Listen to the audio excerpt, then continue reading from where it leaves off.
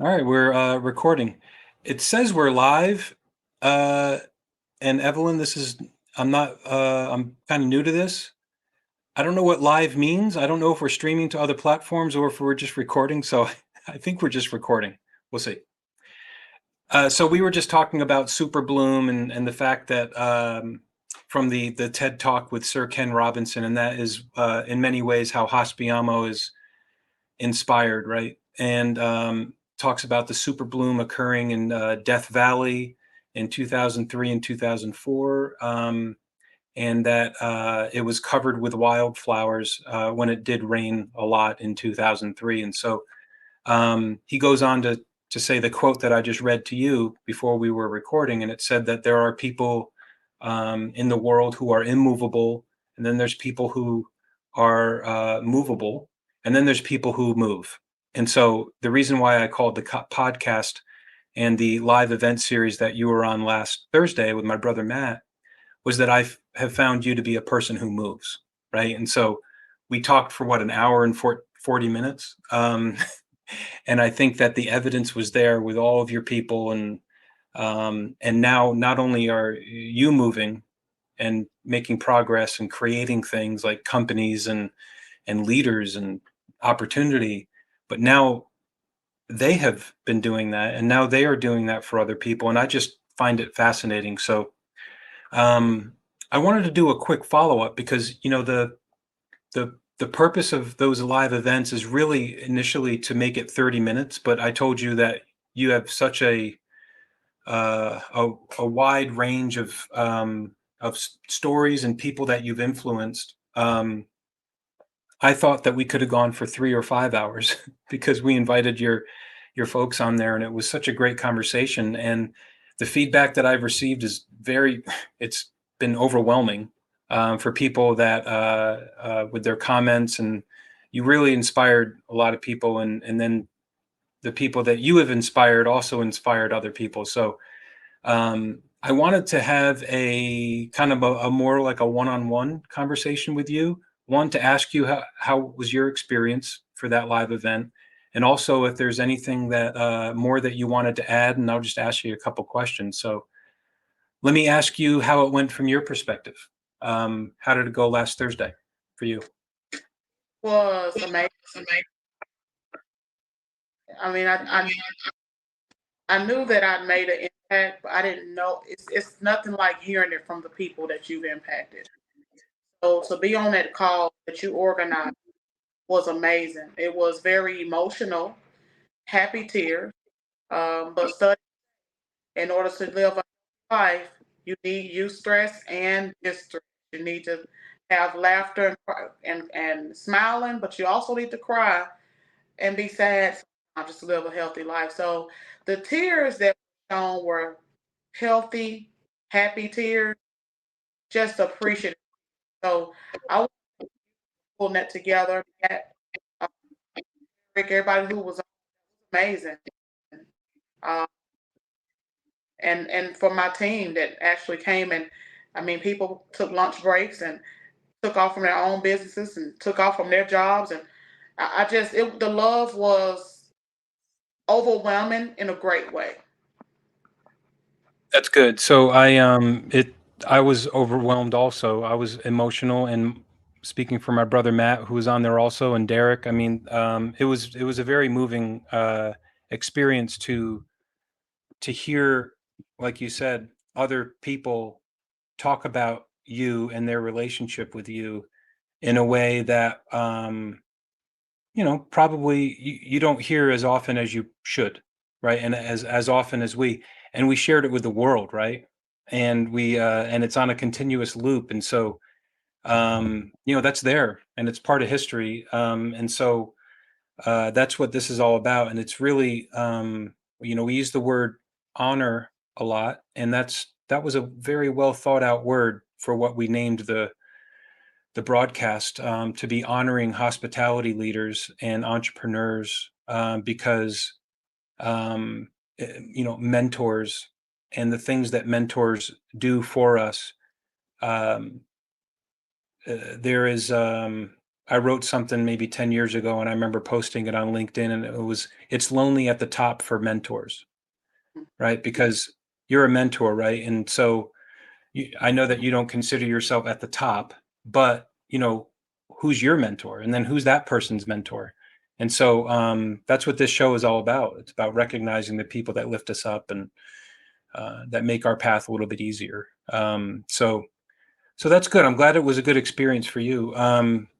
The by the way, your microphone went in and out just a tad. You might be further away from your phone, but I'll let you know if it continues. I think that's going to be fine. Um, so yeah, I wanted to ask, is there anything that the show went on for an hour and 40 minutes, and it was beautiful content. And it really was about you, but then we spent, 3/4 of the time with your folks that you've inspired and led and partnered with. And oh, your video just went out. Are you there? Can you hear me? That's okay. We'll figure it out. I'm going to keep on recording here. I see Evelyn there. Her device got disconnected. All right.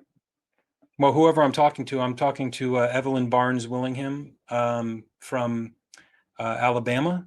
She's a hospitality leader and manager. She's an entrepreneur. She owns companies, nonprofit companies called Boss Women on a Mission, based out of Tupelo, Mississippi.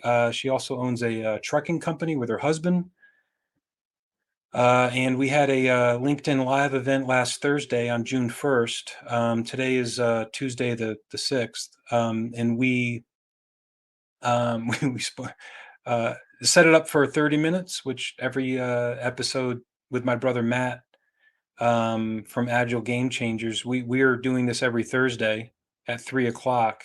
And it went for an hour and 40 minutes, and it was just fascinating. We could have gone for like 4 or 5 hours. Oh, there she is. Okay. All right, you're back in. You good? I can see you, but I can't hear you yet. Can you, it says you're muted and your microphone might be off. Can you hear me all right? Can you say something? I can't hear you. Can you hear me? Oh, it just went away again. That's okay. We'll figure it out. So this is the second time using the streaming or recording platform called StreamYard. So it's really great, actually. And so the technical difficulties has to do with using various devices and stuff like that. But that's what we do. I'm a hotel manager by trade and by training. And when things go wrong, especially technical difficulties, we've been trained to get through them together, although I am alone right now. And so is she, although she is at her hotel. Evelyn is.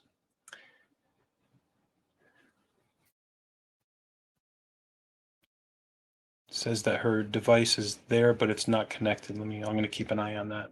But I'm going to keep recording. So I'll read a quote that I read, Evelyn, just before we started recording, and it's from Sir Ken Robinson, from a TED Talk from probably 8-10 years ago, and he's talking about creativity in the school system in the United States, and it's one of the most impactful 15 minutes that I've ever seen. And his talk and his approach to affecting change in the education system, and to inspire and to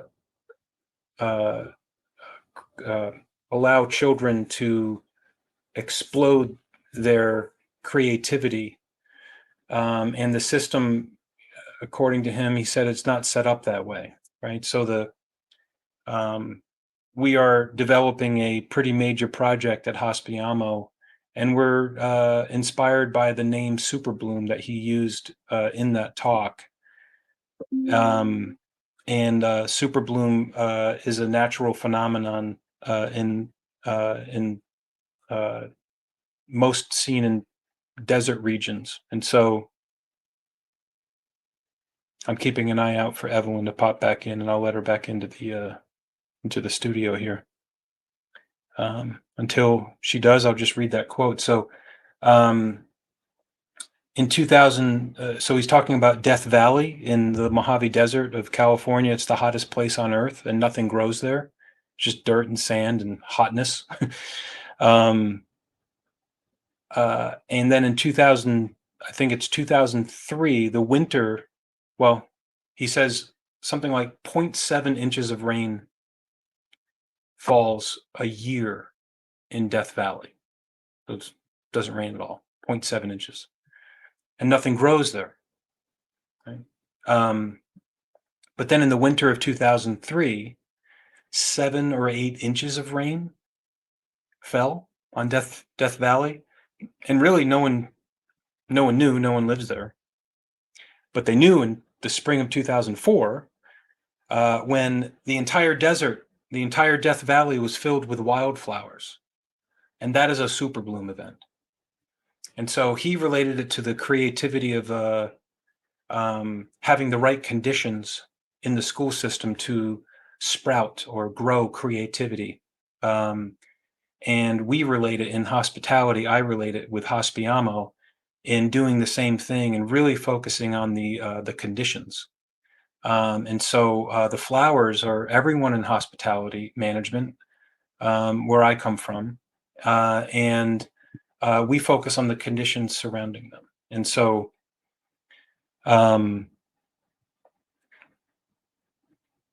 looks like she's trying to connect, but it's not yet. It keeps on popping up, but I'll keep an eye on it. Anyways, his quote. So we named the podcast and the LinkedIn Live event after people who take action on making things happen, right? Rather than just talking about it. And we're talking about an industry that needs a great deal of help as it relates to staffing struggles, staffing shortages, labor shortages, the reputation that the industry has as far as working at a hotel or a restaurant among the youth and other talented and very interested people. So it lacks enthusiasm, and I had a gigantic amount of enthusiasm when I started in the business about 25, almost 30 years ago, and I never left because of it. I mean, but it's a very different situation that we are in today, and Hospiamo is focused on the next 25 years, and so creating some enthusiasm today, and engaging the youth and engaging multiple other um, sections of the workforce, and individuals from all ages. And over the next 25 years is bringing as much creative and innovative activities to the even the board level decision making roles, because it's stale right now. And I'm speaking because I have been there, and I have been at that above property level, and I didn't do anything about it until 5 years ago. And so I was the problem, and I started Hospiamo to stop that way of thinking, and actually to not only create solutions but create things and create products to and mechanisms. And so that's what Hospiamo is. Evelyn's still trying to connect. Evelyn, if you can hear me, I am going to, or if you can, I know you can't hear me or see me, but I'm talking about you without you here. So I'm talking about our talk. And so I told Evelyn the quote. So from Sir Ken Robinson during that. So he said, and this is where the name of the podcast came from. He said, "There's a wonderful quote from Benjamin Franklin. There are three sorts of people in the world: those who are immovable, people who don't get it, and don't want anything. Sorry, those are who are immovable, people who don't get it or don't want to do anything about it. There are people who are movable, people who see the need for change and are prepared to listen to it. And there are people who move, people who want to make things happen, and they make things happen. And if we can encourage more people, that will be a movement. If the movement is strong enough, that's in the best sense of the word, a revolution. That's what we need. And that's unquote. It's a fascinating TED Talk that I think everybody should watch. It's 15 minutes. It's very inspirational. And so we named the podcast after people like Evelyn, because she is a person who moves. I mean, there is, we are, if you watched it, you will hear probably about a dozen stories, which is not a lot of stories to get to in an hour and 40 minutes. So multiply that by like probably 100. And that's how many, that's how much impact that she has had by moving, by making decisions and actually creating things like companies and nonprofits and the people that she has impacted in her life. So she is persistent too. I'll tell you, there is no stopping Evelyn.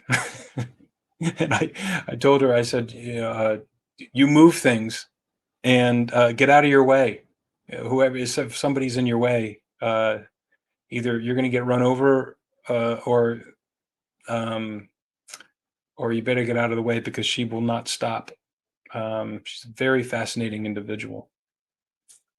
I wish there was a way that I could send her and I will. Let me see.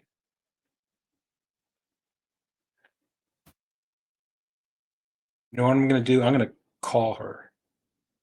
And we're still recording here. And we'll see how this goes.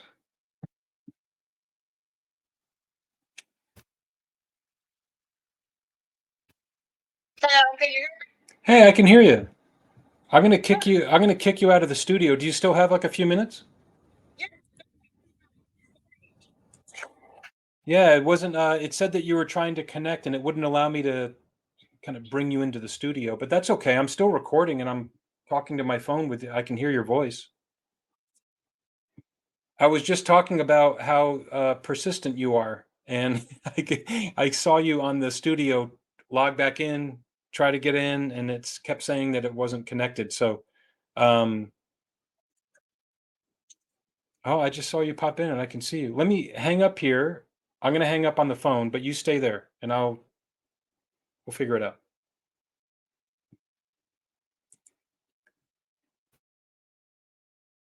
There you are. I can see you. I can't hear you though. You might need to connect your microphone again, like when we first started. It says that you're. Oh,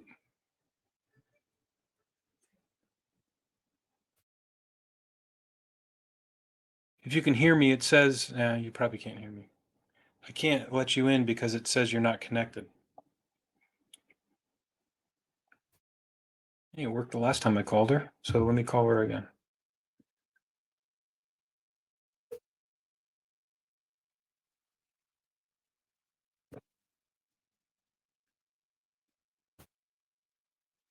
Hang up. All right. I can't. I can see you. I can't hear you. Do you want me to just call you? It says that you're. Now it says you're muted. Now it says you're not muted. But I'm not hearing anything. No.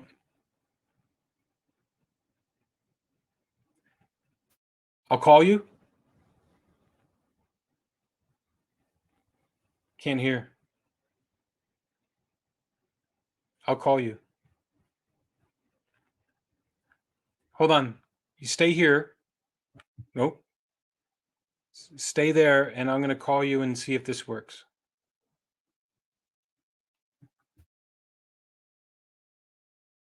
Hi. Now I see your name, but only a circle. Well, let me. You could hear me when you were on there? Hmm. And I could see you, but I couldn't hear you. I can hear you now. I think we're still recording and, but who knows? That's what we do. I was just saying that how persistent you are and how persistent people in hotel management are and hotel leaders. There's nothing that can stop us, right?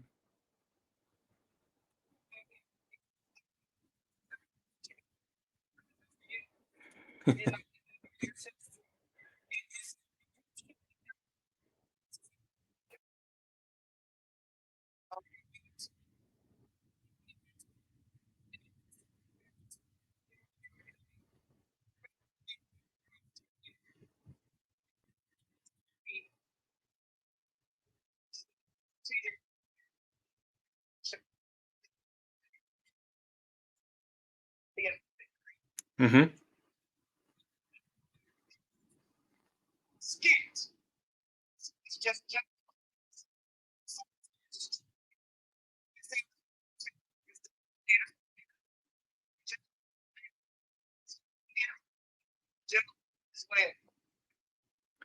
I was in the not the same class you were in, but I went through the same training, and I remember that juggling act. And when I think the conversation we had afterwards was about like if he's juggling five balls, let's say, and if one fell, I saw the person like drop it and then keep on juggling the other four with one hand, and then pick up the fifth one and then throw it back in. It's like doing the impossible.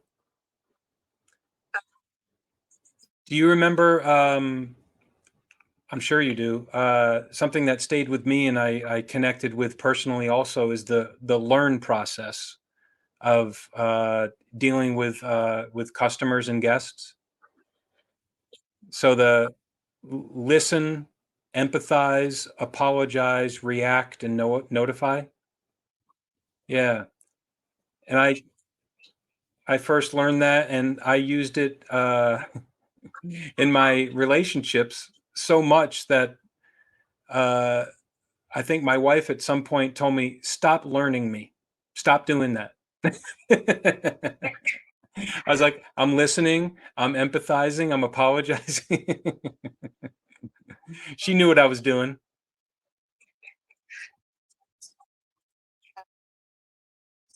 Yep.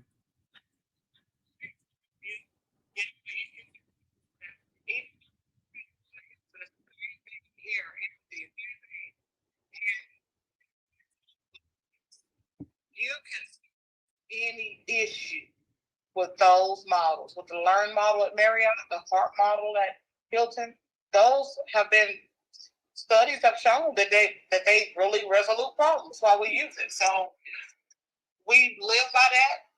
We role play with that here, and that's how you get happy.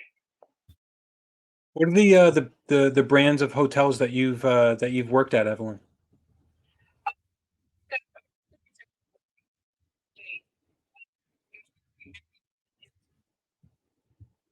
And you're at a Hilton now. You're at a Home Two Suites, right? Yeah, yeah.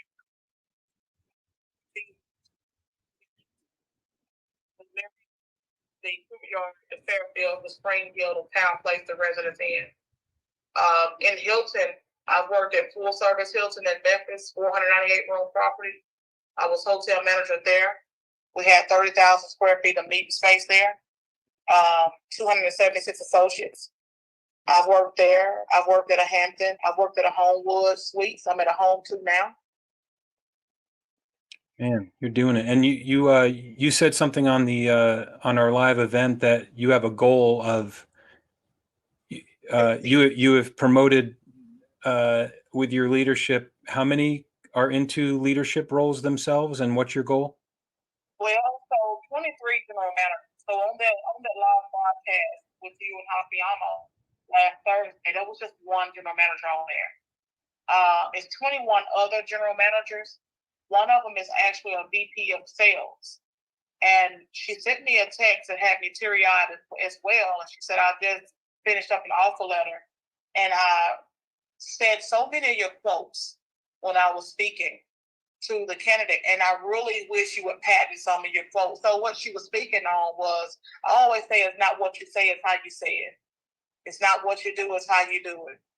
I always say those things because people understand there's rules, but you can't scream at them, you can't yell at them, you can't curse at them. It's not what you say, it's how you say it in life. So I have 23 on that. I want to get to around 60 or more. But hundreds of just regular salary hourly executive housekeeper, assistant housekeeping manager, front office manager, assistant general manager. I'm not counting those. So those will be in the hundreds, to be honest. And I also have a lot of friends in the industry. So I probably helped over 30, 40 find jobs. So I just think that my goal and my mission here is just to help and empower and just be a helpmate out here. I'll tell you, your impact, it's multiplied, right? And I just think it's fascinating that first of all, you're tracking it, right? Because our industry tracks a lot of things, such as market share, star reports, P&Ls, right? Performance versus last year versus budget. How much was the property purchased for and how much is it worth now? I mean, there's a lot of things that we track, and we track forecasts, right? Like, hey, what's the industry going to be doing next year? And it's those impressions and those engagements online are maximized. They're everywhere. But you actually, I know, in addition to all of that, but you're tracking the people that you have worked with that have risen into leadership roles. And you're currently counting them to be 23. And I not only applaud that, but the fact that you're counting, right, is the reason why you were one of the reasons why you were highlighted and honored on that show, and now you're counting, and now you even are saying that you want to triple it. And I will say this for the viewers here that aren't in the hotel industry. I'm generally familiar with the size of your hotel, so you probably sell about 20 to 25,000 room nights a year to guests, right? And so every one of those guests that are staying over at your hotel and that are choosing to stay at your hotel, they're being served by people like you. They're being served by people that work under your leadership, that are being inspired by you. So 20,000 room nights, probably two people per room. That's 40,000 people a year that are not from your area that need to stay in a hotel, that are staying at your hotel and then going back to their home, wherever that is. Some of them, most of them international guests, and then telling their families and friends about the experience they had at your hotel. So that is multiply what the effect that you have on just one person. You just got to multiply it by about a million. And I just think it's fascinating, and you need to be applauded and recognized for that. So, well, I'm gonna be honest with you, Adam, and I'm gonna just keep it all the way real with this. Since 2019, I've used contract labor once. One lady, she ended up, we hired her in, about the hours and that whatever. And the property I'm at now, I sent 13 people down, which some was contract labor. I have not used contract labor over 2 months at all since 2019, and I only utilized them twice.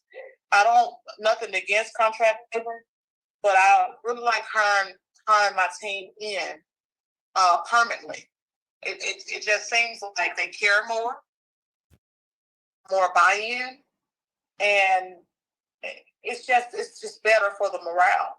So one company I was at a couple of years ago, when they came in and they seen I wasn't using contract labor, they were fascinated. They said, well, our whole company is going to stop using contract labor because you're in the same market with most of our hotels, so why are they using contract labor? And I told them, it's because we have too many standards, too many high standards to hire line level associates.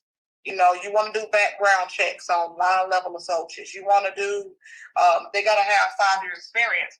But when I'll come back and ask that leader or that manager, did you have experience when somebody hired you? Or did you learn? Because we got to stop saying if a person don't have long queue experience, we are not going to hire them at Hilton.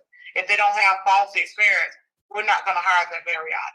If they don't have opera experience, we're not going to hire them at IHG properties. You know, if they never cleaned rooms in a hotel, we're not going to hire them. Well, don't people clean up if they have? Yeah, the transferable skills that you're talking about are personality and commitment to serving others versus technical. Yeah.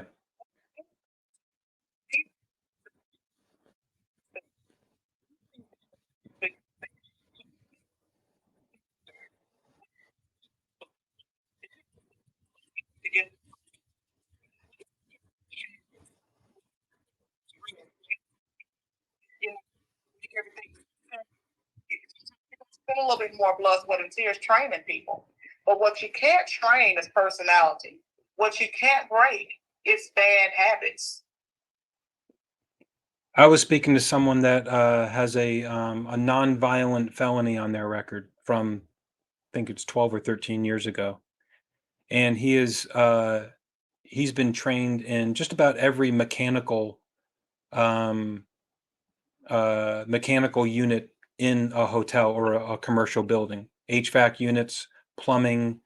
I mean, electrical, carpentry, you name it. And he's fascinating. And he has applied to what he said hundreds of jobs, particularly in the hotel industry and other industries.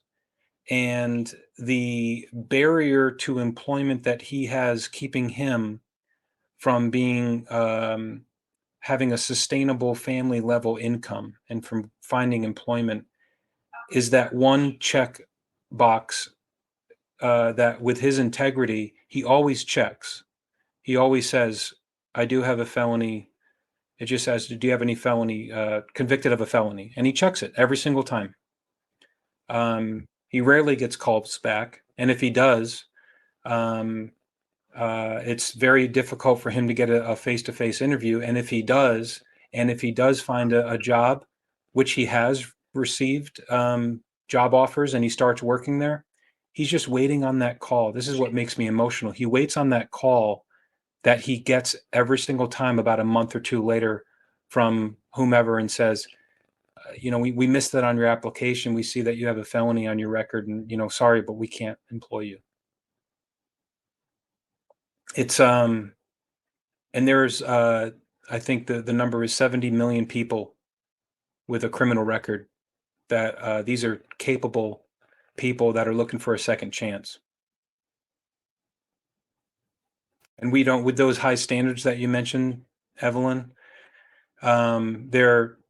there's thick concrete walls that need to be changed at the policy level, right? So the management companies, the ownership groups need to support it. Have you had any conversations with your employers, maybe today, not today or right now, but in the past, and asked them for permission to hire people that don't necessarily meet those 5-year standards? Or have you had any success or challenges about that?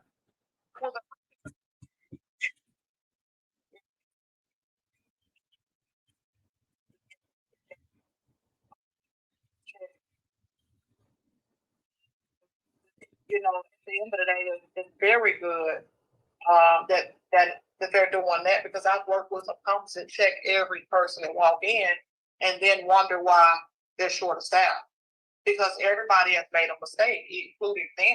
Everybody just haven't been called. Everybody's made a mistake. I don't care who you are. If you ain't Jesus Christ, you've made a mistake if you're a human being. So the company I work with now checks salary managers only, which is a great thing. Yep. So that allows you to engage and hire people that might not meet those 5-year standards. And like you said, that's great. And you're doing it. Congratulations. And so, I mean, you are unstoppable in that. And I think for current managers of people that are looking to hire people, specifically in hospitality, and the latest report says that we're short 500,000 people from the workforce with from where we were in 2019, just in the hotel industry. And so your voice is really important to hear. And so every chance that I get, I share your your persistence and your strength and your confidence and your courage to say something about this to your current employer, because and also recognizing them when they're doing doing the right thing from an integrity perspective. So others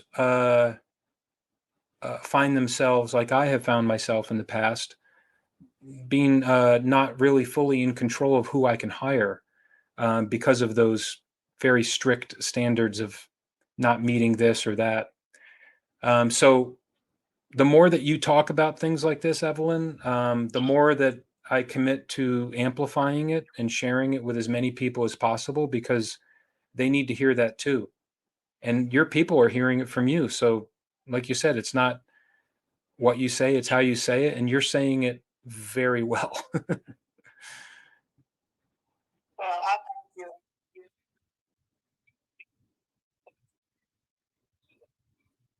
It feels but is it really happening? Yeah, I know it at the especially at the call it the board level decision maker roles, right? The ones that, either own the hotel or own the management company that or that are on the board. Even in the communities at the chambers of commerce of the world, So those are roles that require what is it, a mirror of what our current population is, rather than the way that it always has been.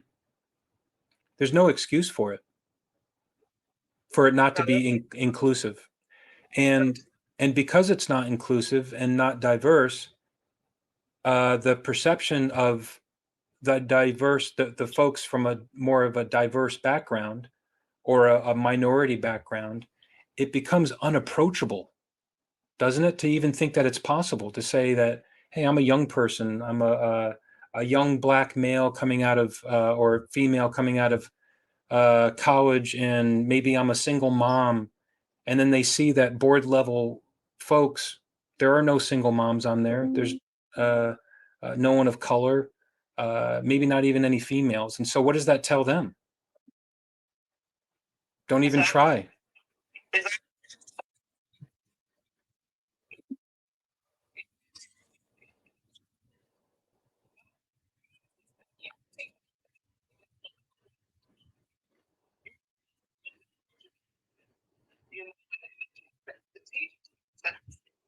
This room still so behind and hurting.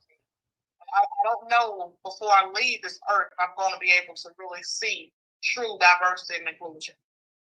And that's a hurtful feeling. Very real feeling, and I would, maybe you and I can dedicate a very specific conversation about that. And as I cherish our relationship, because I can be honest with you, and very upfront and candid, because and I hope that I know that you're doing the same with me, and I commit to continuing that, because these conversations are uncomfortable but entirely necessary. Would you agree?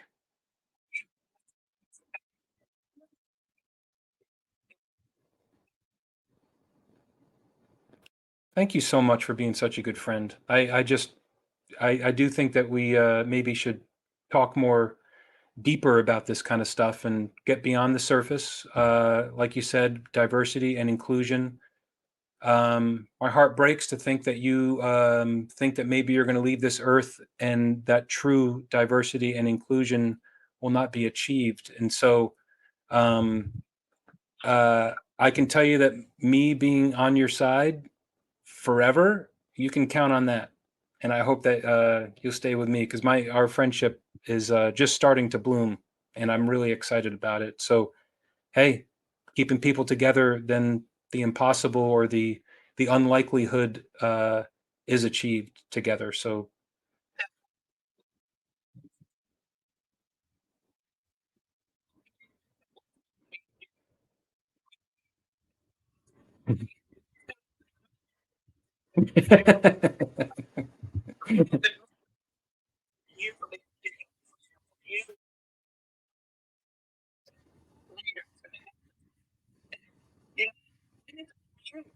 You've done great things. You've had a great career as well, and I bet you loved your staff, loved your team, and treated everybody well. So I can just tell that's who you are. That's how you were raised. So thank you for everything you do for everybody as well. it's a pleasure the way that you speak on it too, and I think I we've shared some personal moments, and I told you that I kind of forgot my purpose for a few years there, but I refound I rediscovered it um, when I started being more self-aware, and I really studied myself. And what I found, Evelyn, was that for 4 or 5 years there, I as we call it, above property, right? So when I rose above property, I didn't know it then, but when I look back on it now, and the way that I have been for about 5 years, is I really thought that I was kind of special, and I even think that I felt, I'll use the word superior, to be honest. And I think that I know that my behavior during that time looked like I felt like I was superior to others. And um, I didn't know it. I had no idea. But when I look back, it's crystal clear as day. And we call it a journey. Thank you for saying those nice things to me. But the love has always been there, and absolutely. But I did forget my way for a little while. But I found or I should say, rediscovered my passion about 5 years ago, and that's what Hospiamo is all about. It's trying to right some wrongs, and we've talked about HR and training budgets and things like that. And man, I used to be a slasher of those, and now I'm here saying that we can't do that anymore. But I am accountable because I did. Uh, I was a cost cutter, in the name of cost efficiencies, and let's embrace technology, which of course we should do. But the intentions from above property when I was in that moment or moments, then I really should have thought much bigger as far as the impact that had to our people and to our industry. So, um, yeah, there is nothing that cannot be accomplished with you and I in our rocking chairs and however many years. Hopefully, that's many years from now. Sometimes I wake up and I feel like it's going to be tomorrow, but yeah. Thank you. I want to add something there.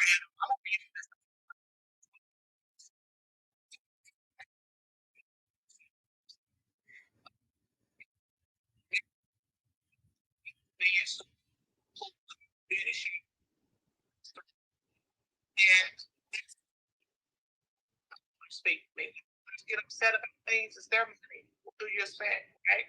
So take that personal. But a lot of times with ownership, what we fail to realize is we're able to explain things. They're okay with it. A lot of times it's other people things and cut things because a lot of times the owner's fine.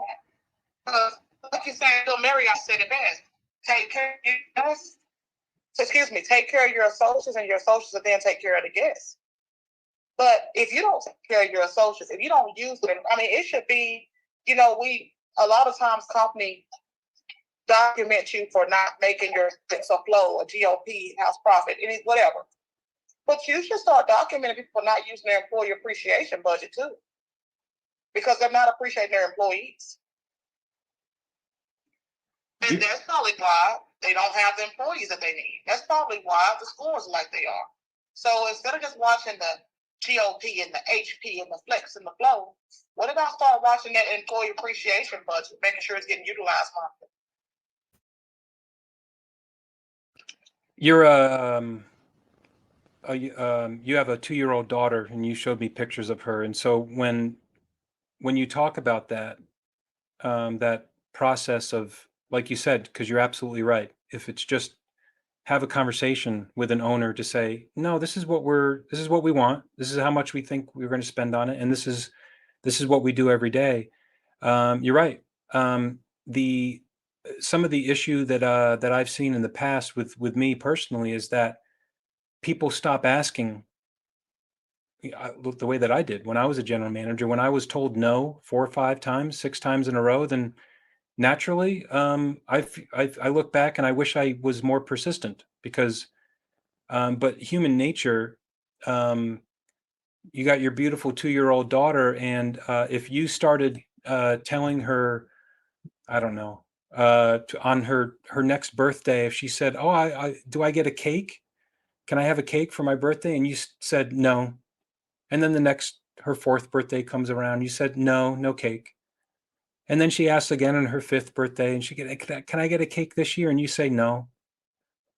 Well, she's probably not going to ask on her 6th birthday. I hope that she does. I hope that she's as persistent as her mom. But you see what I'm getting at, and that's why your voice and the voice of the folks that don't stop asking and don't stop having these conversations and need to express.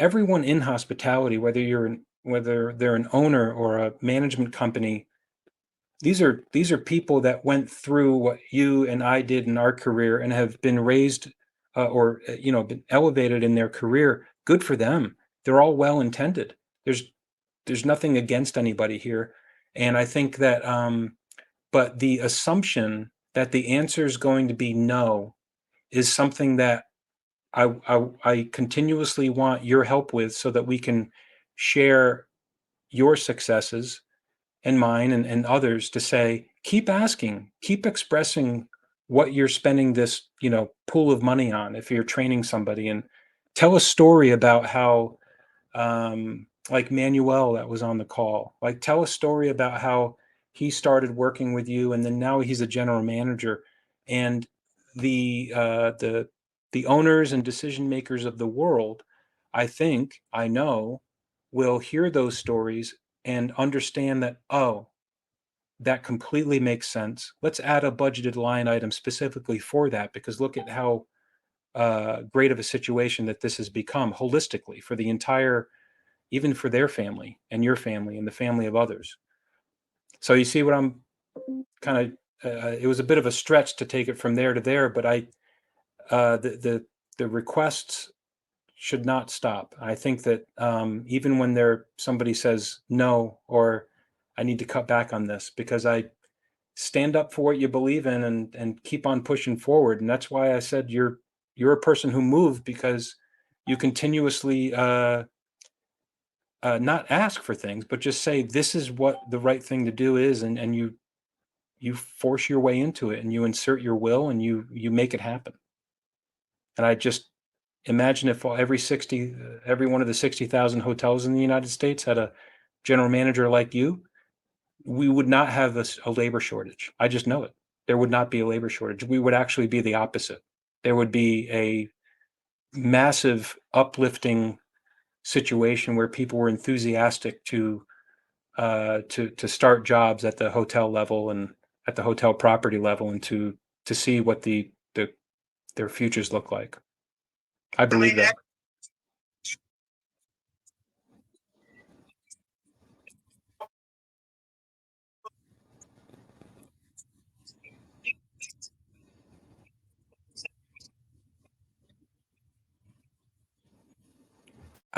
Most can't. And so I think if I got any quote out of our conversation here today, I'm overstaffed right now. It says so much about you and your team, and the impact that you're having. Evelyn, we can finish up here. I was so glad to have you on here again for a follow up, a more intimate conversation. And next time that we talk, let's go deeper. You want to go deeper? You're the best. Look at you giving me a plug and everything. Hashtag, I love it. All right. Well, thanks, Evelyn. Appreciate you very much. And we'll talk to you again soon. Okay. Thank you. All right. If she's the best. Thank you, Evelyn. I'm going to stop recording if we are recording. This is all fairly new. So, oops. Thank you. Have a great day. Love you. Mwah.